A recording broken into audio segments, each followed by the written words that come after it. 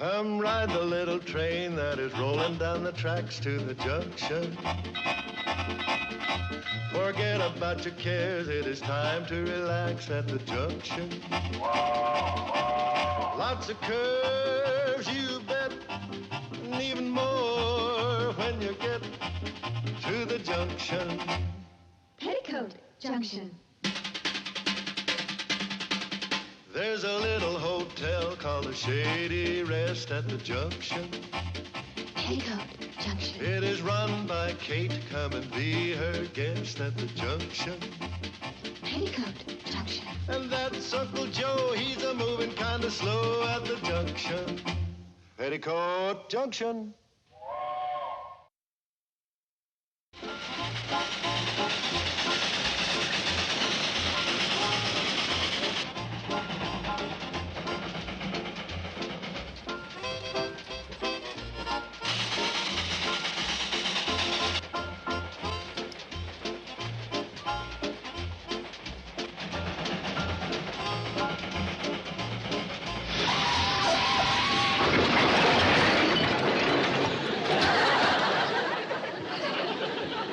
Doctor, what did he hit? Nothing. Is this Pixley? Does it look like Pixley? I don't know. I've never been to Pixley. Conductor has to answer more silly questions.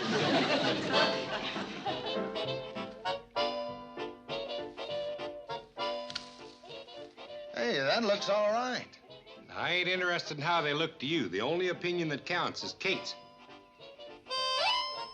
Size is right. It was good. If you don't stop. Shh, Kate's concentrating.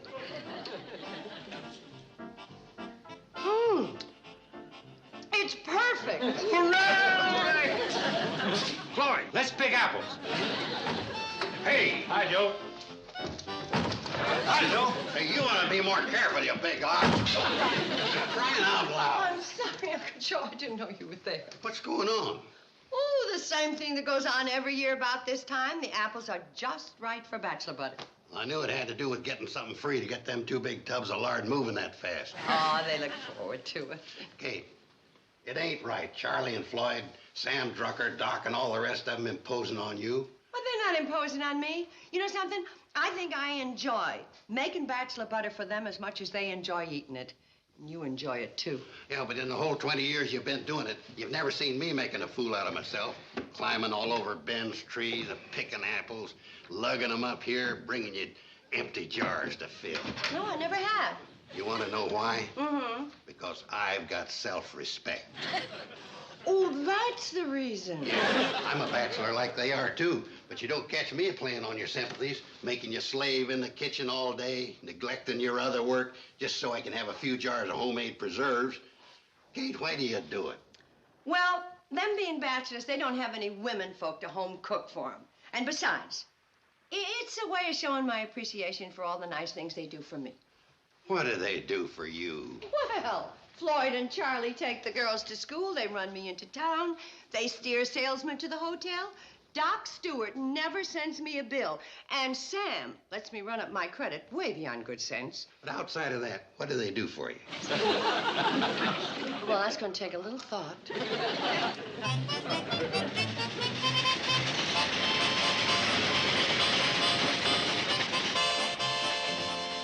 Conductor, this train is going backwards. How about that? And some folks accuse us of running an old-fashioned railroad. Yeah, but we're going to Hooterville. I'm supposed to be in Pixley at 10 o'clock. Then don't travel during bachelor butter season.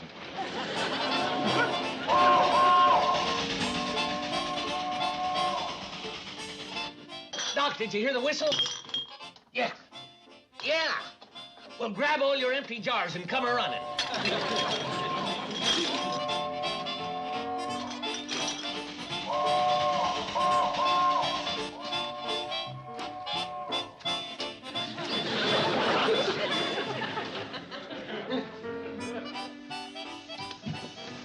Excuse me. Say, do you have any idea how much longer we're going to have to be here? Just guessing, I'd say 3 more bushels. Conductor, I have to be in Pixley this morning. I'll be lucky if I get there late tonight. Or early tomorrow morning, depending on how soon Kate finishes the Bachelor butter. If I was you, I'd depend on staying over at the Shady Rest Hotel. This is sheer idiocy. Disrupting a railroad to pick apples. Mister, any more of that radical talk, and you're going to be put off of this train.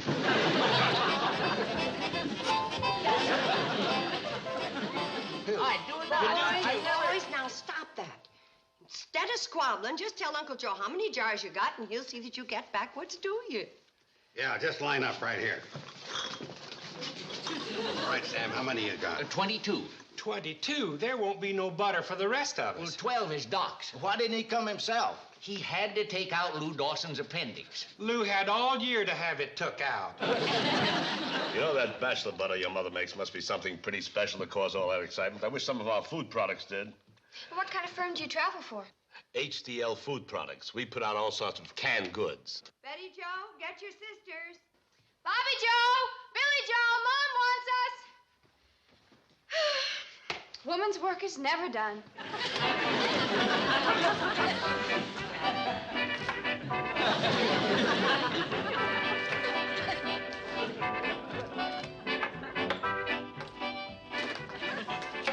I thought I put the paraffin on the top shelf.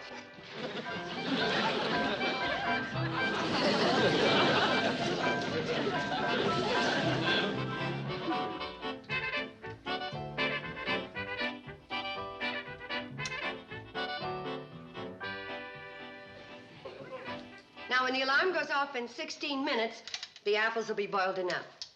Mom, how can you tell if that thing's set for the right time? I've been making Bachelor butter with this clock since before you girls were born. And when I set it for 16 minutes, it goes off in 16 minutes. Most of the time.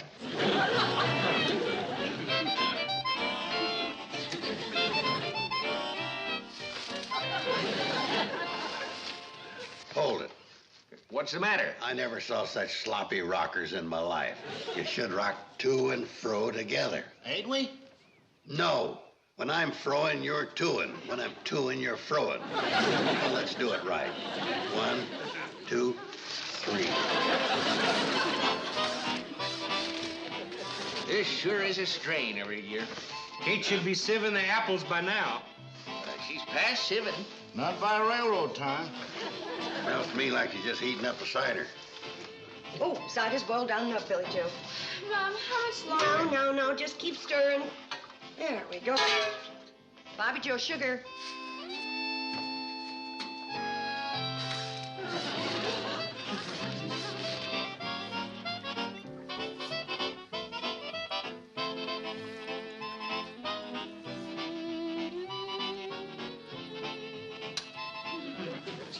There, that should be sweet enough. But how do you know without tasting it? If I tasted everything I cooked, I'd be as big as this stove. And you girls better remember that when you get married and you start cooking for your husbands. Yeah, I suppose if you put on too much weight, romance goes right out the door. Mm-hmm. And you can't squeeze out after it. Now for the ground clothes. Seriously, Mom, I've watched you every time you made this recipe, and I can't figure it out. How much sugar did you really put in? 5 scoops and a sprinkle, and be accurate. Accurate. Yeah, accurate.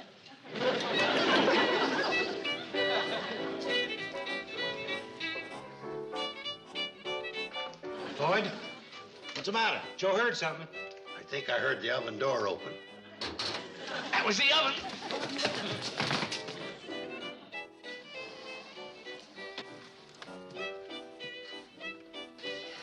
Get a spoon, Bobby Joe. Bobby Joe's getting a spoon. Kate's gonna taste it. How many years you been freeloading Bachelor butter? 20 or so. Then you ought to know the first thing Kate does to find out if it's thick enough. A-okay. Thickness is right. Now they're gonna taste it. Bobby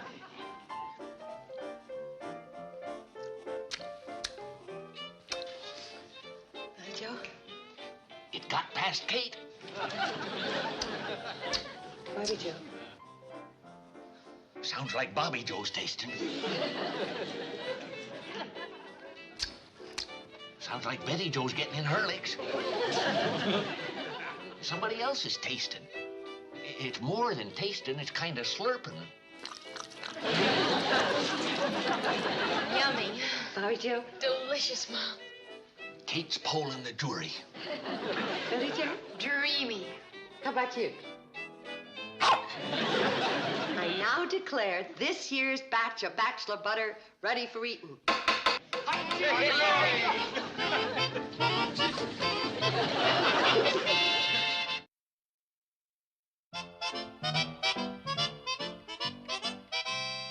You know, Mrs. Bradley, after tasting your bachelor butter, I can see what all the excitement was about last night. Well, thank you, Mr. Crandall. Would you like to have a jar to take home with you? Well, that would be wonderful.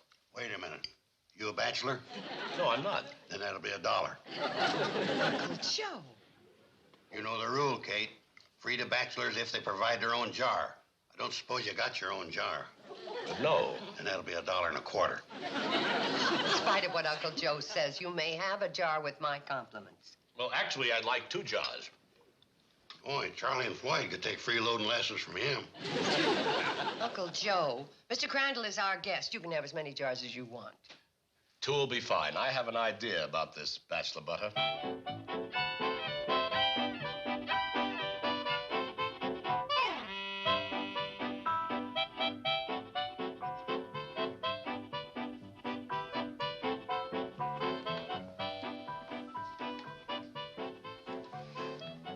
It's delicious. I've never tasted anything like it. You agree with Kimberly Stevens? Yes, I certainly do. Gentlemen, do you think we can produce this commercially? If Mrs. Bradley will show us how she makes it, we'll have it in production in a month. Good. I'll write Mrs. Bradley immediately and make an offer. Oh, pardon me. You see, Mrs. Bradley gave me this personally.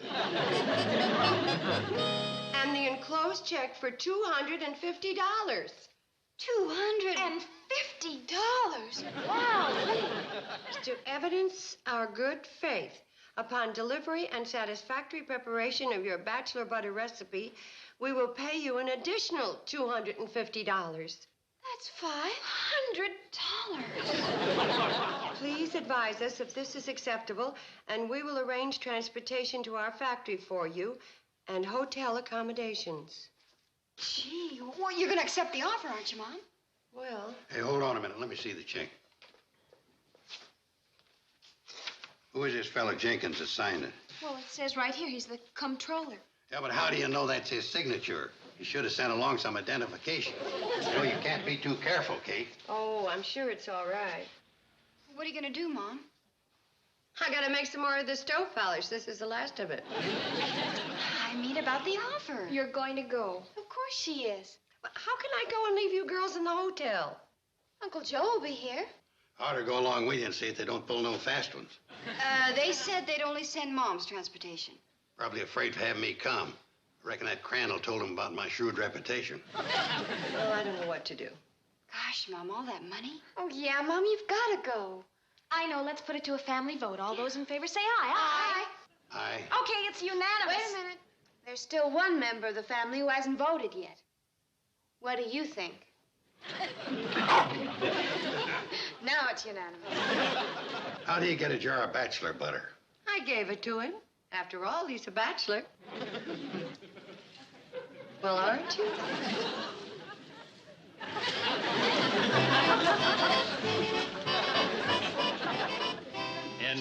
And you've never written down the recipe, huh? I never write down any of my recipe.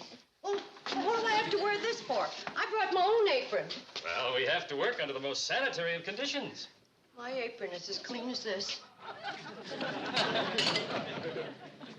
What we have to do, Mrs. Bradley, is make up a sample batch of your bachelor butter, then we'll record the ingredients and their exact proportions. Okay. Now, what do you need first? Well, a kettle. How many gallons? Oh, about, so many. How's this? Yeah, that's fine. That's about right? Yeah. All right. Now, what is the first step? We gotta boil the water. How many liters? No liters, just water and apples. A liter is 1.0567 quarts. Oh, quarts! Why'd you say so? I'm sorry. How many quarts of water do you use? You fill the pot to the top of the dent. What then? The dent that's been in it ever since the train hit it. The train? Yeah, the day of the picnic. Uncle Joe left it stand in the middle of the tracks loaded with soda pop, and Charlie nudged it with the cow catcher. Now, just where was this dent? Well, right about there. See? Oh. Right about there.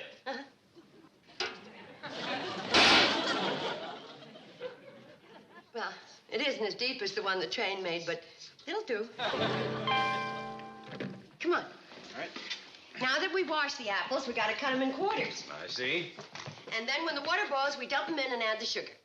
How much sugar? Well, it depends on how tart the apples are. Well, how do you determine that? By the pucker test. I beg your pardon. Well, you bite into the apple, and you see how much your mouth puckers, and then you know how much sugar to use. Well, you see, this is a 2-scoop and a sprinkle pucker. A little more. That's right. Now, this is a 3-scoop and a smidgen batch. And this here's a 5-scooper and a dab. Mrs. Bradley, we're going to have to be a little more scientific than that. Measure the tartness by instrument. You mean you got some kind of gadget that makes sour faces?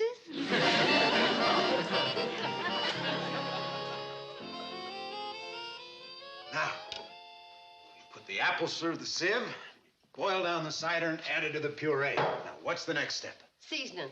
I'll need nutmeg, allspice, cinnamon, and ground cloves. Here you are. Oh.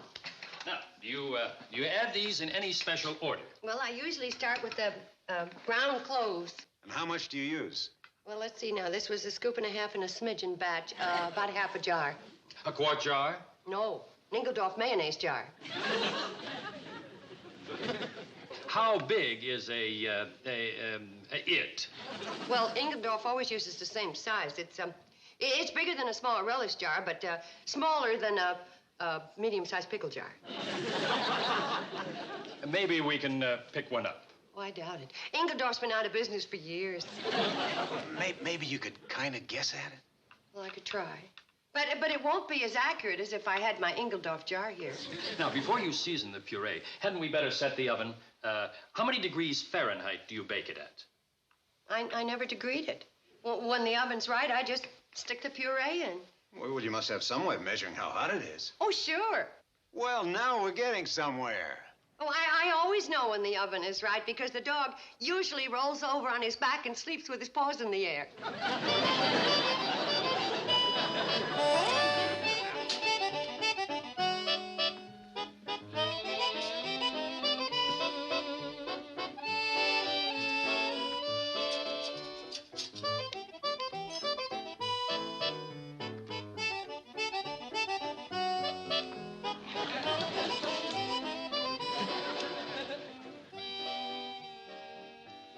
It isn't very good, is it?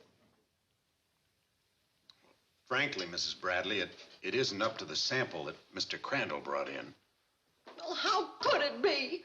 Cooking in here is like cooking in the operating room at the county hospital. You know, you might keep germs out of here, but you sure don't let any friendliness in. And how can I cook on the stove like that? Can't wear my own apron. I can't do this. Now, take it easy, Mrs. Bradley. We never expect things to turn out exactly right the first time. It's not going to turn out right the second time, the third time, or any time, Mr. Crandall. I just can't cook under these conditions. I gotta have my own pots, my own stove, my own dog. Easy, easy, watch it.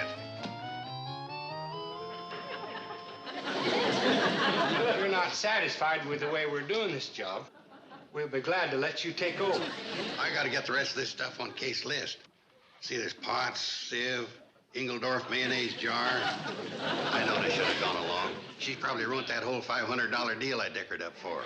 As soon as you boys get that stove loaded on the train, you come back up and I'll have the rest of the stuff loaded ready to take down. Have it ready for us to haul down. What does he think?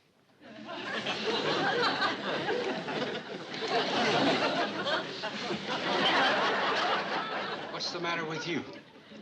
Stove's resting on my foot. Well, for crying out loud.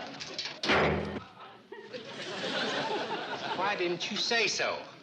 'Cause you always holler at me when I interrupt the conversation.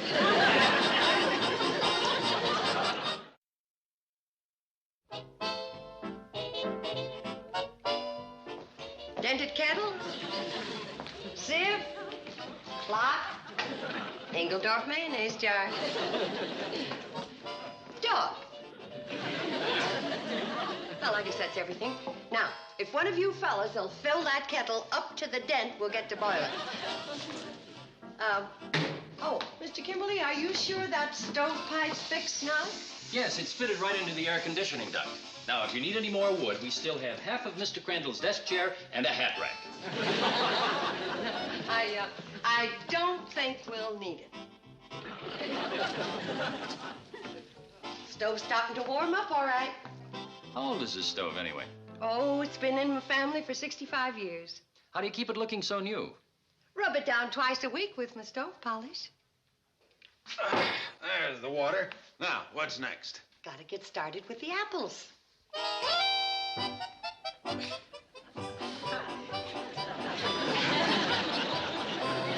Okay, Billy, Mr. Kimberly, start tossing.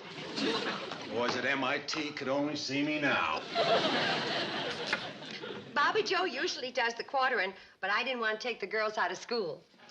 Now, this is exactly what goes on in your home when you make bachelor butter, Mrs. Bradley, huh? Not quite. There's just one more thing. Okay, fellas, start rocking.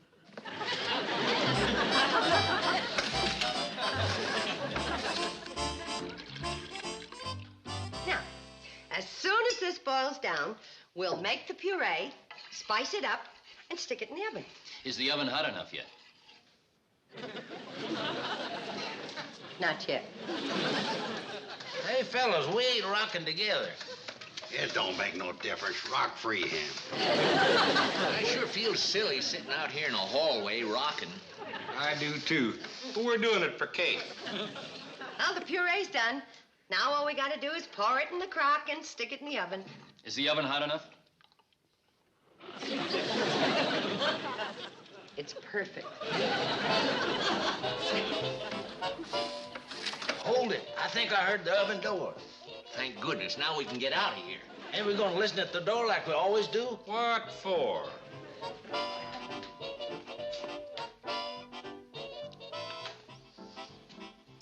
Well? That's pretty good. It isn't good at all. Sorry, Mr. Crandall.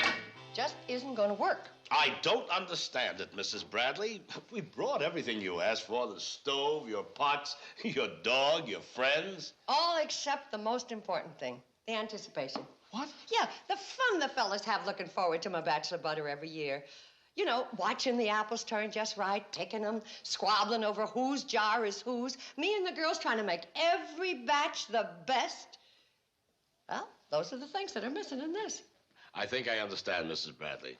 We could probably come pretty close to making your bachelor butter at the factory, but it would always lack that one essential ingredient you give it, love. Yeah, it's just about the size of it. I'm sorry.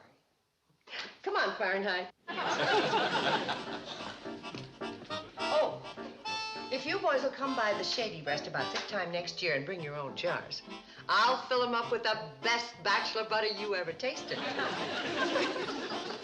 You can stop rocking, fellas. We're going home. Good! Hooray! Yeah, I'm glad to hear that. I wouldn't trade my stove for 10 of those fancy cookers with all their doodads and gimcracks. Oh, Mom, you're just old-fashioned. Mom, we're awful sorry the way everything turned out. So am I, honey. We could have used that money. Don't worry. Uncle Joe will come up with something. Hey! Hey! Sounds like he already has. Hey, yeah, that sounds like his Kate, I'm gonna make you millionaire voice. Hey, I'm gonna make you a millionaire. This letter just come from Mr. Crandall. He sent back the check you returned.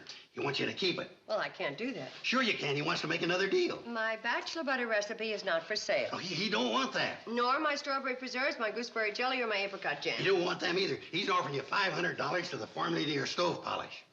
What? It says right here in the letter, he never seen anything in clean stoves like this. Oh, what? Yeah. They don't take no picking, no jar shoving, no rocking, no... Nope. All it takes is Mopping.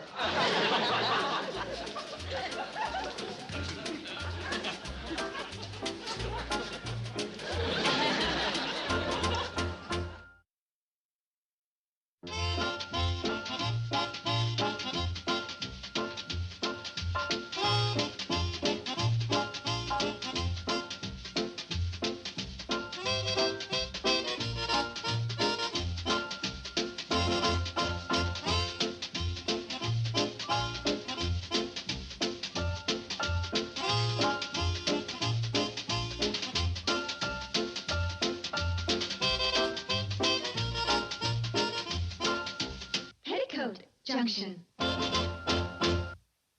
This has been a Filmways presentation.